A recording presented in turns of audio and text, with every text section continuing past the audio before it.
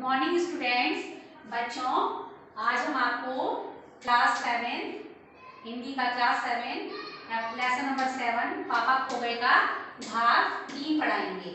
इससे पहले मैंने आपको पार्ट 1 और पार्ट 2 में आपको रीडिंग करवाई और आपको समझाया। तो अब आपको इसका पार्ट 3 का जो है, इसमें जो पार्ट के जो कठिन शब्द आए हैं उनको समझाऊंगी और आपको थोड़ा सा इसका सार समझाने की कोशिश करूंगी। तो बच्चों, आप ध्यान से देखिए। शब्द अर्थ है प्रकाश, रोशनी, आकृति, बनावट, चिट्ठी, पत्र, पोस्टमैन, डाकिया, प्राइवेट, निजी, स्तब्ध, हैरान, निस्तब्ध, न हिलने डुलने वाला, जो बिल्कुल एक जड़ सा लगता है। तो बच्चों, अभी तक आपने देखा कि किस तरह से विजय तेंदुलकर की लिखी हुई इस लघु नाटिका में कई पात्र हैं, जैसे कि खंबा है और पेड़ है, एक लड़की है, एक कौवा है, और इस तरह से जो पात्र हैं ये सब आपस में बातचीत करते हैं और कि अपनी अपनी परिस्थितियों को बताते हैं, क्या है कैसे है।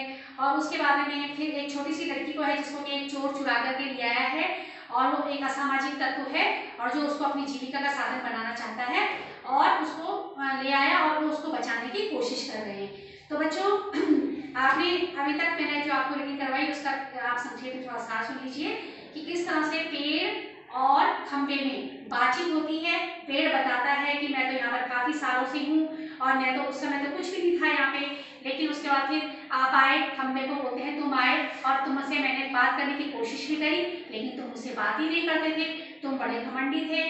तो फिर एक रात ऐसा बहुत तेज हवा चली और तुम मेरे ऊपर आकर गिर गए। तो इस पर खंबा कहते हैं कि हाँ दोस्त, तुम सही बोल रहे, पहले मेरे अंदर गुरूर था, इस गुरूर के कारण मैं किसी से बात नहीं करता था और इससे क्या है, एक दिन जो दुर्घटना घटी और तुमने मुझे संभाल लिया और इसके बाद है हम दोनों में आपस में क्या हो गई, दोस्ती भी हो गई। और बच्चों, उसके बगल में एक लेटर बॉक्स था।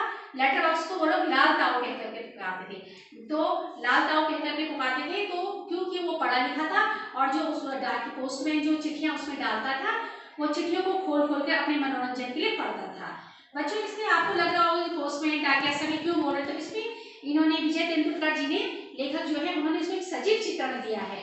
सजीव चित्रण दिया है, जो निर्जीव पात्र है उनको भी सजीव बना करके इस लघु नाटिका को बहुत सुंदर बना दिया है। तो फिर क्या करते हैं बच्चों, फिर वो जो तूफानी रात आती है, जो उस किस तरह से पेड़ के ऊपर खंबा गिर जाता है, इन सब में वार्तालाप होता है।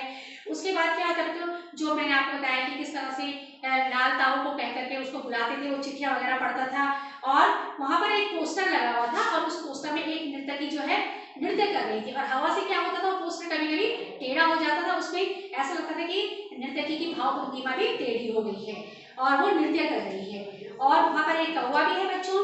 तो कौवा क्या है बच्चों, कौवा काव काव करता है, तो और काव काव करते हुए सबको कभी अपना ध्यान आकर्षित करता है, कभी कुछ करता है। इस तरह से इन सब में क्या है, आपस में दोस्ती है और इस दोस्ती के कारण ये आपस में इनका प्रेम भी है। तो बच्चों, क्या है कि एक दिन क्या होता है कि जो लेटर बॉक्स है वो थोड़ा गुनगुनाता भी है, तो कौवा उससे कहते हैं कि चुप हो जाओ, मेरी नींद में मुझे परेशान मत करो। एक दिन की बात है बच्चों, एक दिन रात का सन्नाटा था और उसी टाइम एक व्यक्ति आता है और वो खुद को कहता है कि मैं तो बच्चों को उठाने वाला हूँ और मैं जो है अपनी आजीविका का साधन, छोटे बच्चों को मैं आज इस छोटी सी बच्ची को उठा करके ले आया हूँ और ये तो अपने घर में सोई हुई थी, मैंने इसको थोड़ा सा बेहोशी की दवाई पिला दी और बेहोशी की दवाई पिलाकर मैं इसको अपने साथ ले आया और मैं इसको, ये मेरे लिए कमाई करेगी इधर उधर से। मतलब ये लोग क्या करते हैं बच्चों, बच्चों के हाथ पैर तोड़ करके उनसे भीख मंगवाते हैं।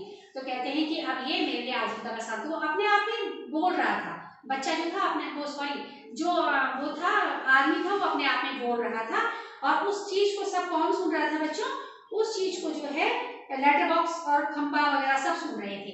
तो इससे वो बहुत चिंतित हो जाते हैं, वो लड़की के प्रति बहुत चिंतित हो जाते हैं और सोचते हैं कि किस तरह से इसको बच्ची के माता पिता को सौंपें और इसमें विचार विमर्श कर गए। लड़की बहुत सुंदर थी बच्चों और बहुत भोली थी और जब उसकी नींद खुलती है तो उसको लगता है कि मैं नींद में थी, क्योंकि घर से तो वो नींद में ही आई थी, तो उसको लगता है मैं स्वप्न देख रही हूँ। उसको फिर किसी के आपस में बोलने की आवाज भी आती है, फिर उसको लगता है कि मेरे चारों तरफ तो ये खंबा है, पेड़ है, क्या ये बोल सकते हैं। तो इस पर भी क्या होता है बच्चों, उसको बड़ा आश्चर्य होता है कि ये लोग बोल कैसे रहे। फिर उसको लगता है कि ये सभी क्या करते हैं, ये सभी उसकी आवाज को सुन के चुप हो जाते हैं। तो फिर उसके बाद क्या होता है बच्चों कि वो उसको समझाते हैं कि कोई ऐसी बात नहीं, हम आपस में बोल भी सकते हैं और हम तुम्हें बचाने का प्रयत्न भी कर रहे हैं, एक दुष्ट आदमी तुमको ले आया है और हम तुम्हें बचाने का प्रयास कर रहे हैं। और उसी समय क्या होता है बच्चों कि एक जो है वही दुष्ट व्यक्ति आकर के वहां पे आ जाता है और ढूंढने का, लड़की को ढूंढने का प्रयास करता है और लड़की चुपचाप करके पोस्टर के पीछे छुप जाती है।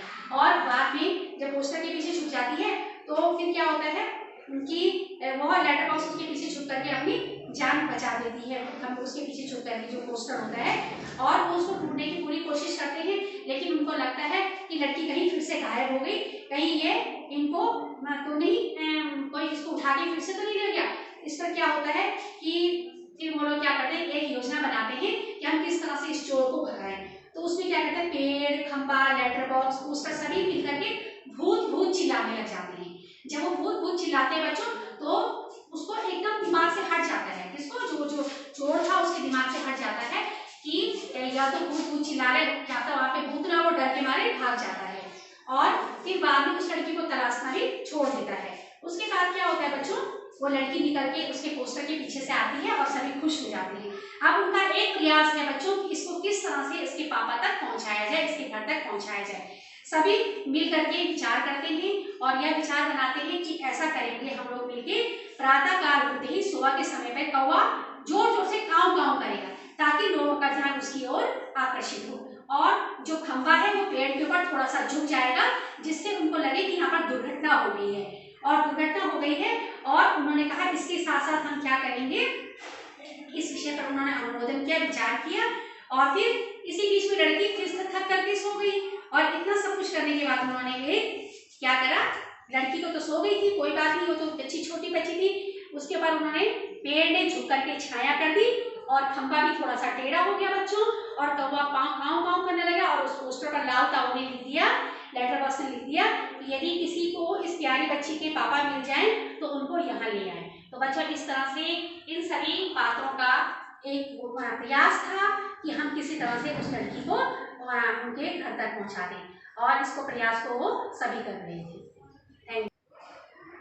तो बच्चों आपने यहाँ पर सुना कि किस तरह से बच्ची को बचाने का प्रयत्न किया जाता है।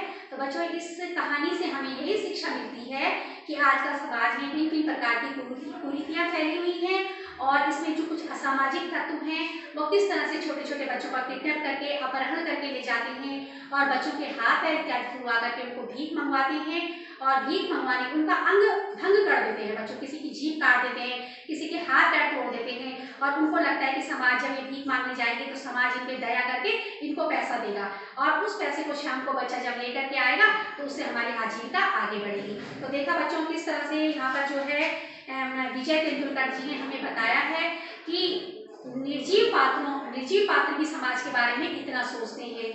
लेटर बॉक्स, खंबा, पोस्टर, सभी चीज़ें जो है सोचते हैं, और इस प्रकार हमें इस कहानी से यह शिक्षा लेनी चाहिए कि हमें हमेशा समाज से, असामाजिक तत्वों से सतर्क रहना चाहिए। जब निर्जीव पात्र इतना सब कुछ सोच सकते हैं तो हम तो सजीव हैं, हमको समाज की इन कुरीतियों को दूर करने का पूरा प्रयास करना चाहिए।